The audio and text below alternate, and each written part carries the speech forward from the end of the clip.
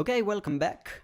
And in this tutorial we are going to set up those two rectangles.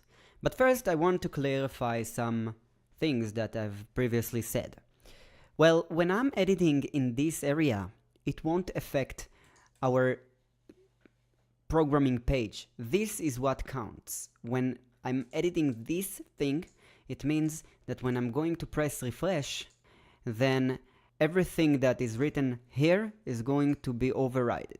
This area basically is not going to change or modify anything. It's just going to help us to see in real time the changes. So this is the big advantage of using the developer tool. So let's start and handle with those two rectangles. And the main thing I want to do basically before we even start is I want to wrap those two rectangles in one container. What I want to do, I want to make this rectangle positioned near the first one. I don't want them to be one under the other. And we can achieve this behavior by setting the parent, okay, the one that I've just created, in display flex.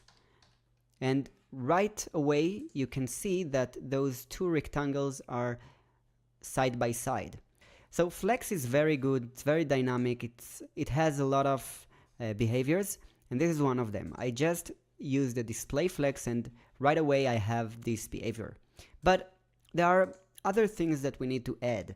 First of all, each flex item, okay, this is the parent, but each one of here, those are the items. As you can see, when I'm hovering this element, then it shows us in the view the element we're hovering. So this is the first element and this is the second element. And I want to give each of them some behavior. First of all, let's give them margin of 5 pixels, this one and this one. Okay, and I want also to give them flex grow. Now, flex grow, let's by default put this one in value 1, and this one also will be 1 currently. So flex grow is it depends on the value. The value is relative to what is going to show. So if I'm going to increase the value, then it will have more space in the page. So look what happens when I'm putting it value 5. It has a lot of more space. Now the only thing we need to do is set the parent height value, let's say 730. It seems like right, maybe a little bit more. Okay, 750.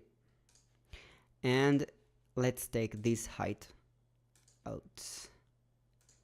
And we have it.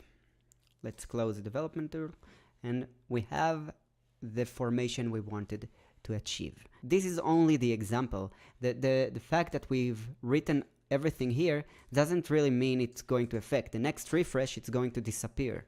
So what we need to do is to put exactly the same things over here. So let's do it quickly. And that's it. After you write everything, then we are going to do refresh. It's going to work just fine. So that's it for this tutorial, and in the next one we are going to continue designing this page. So see you in the next one.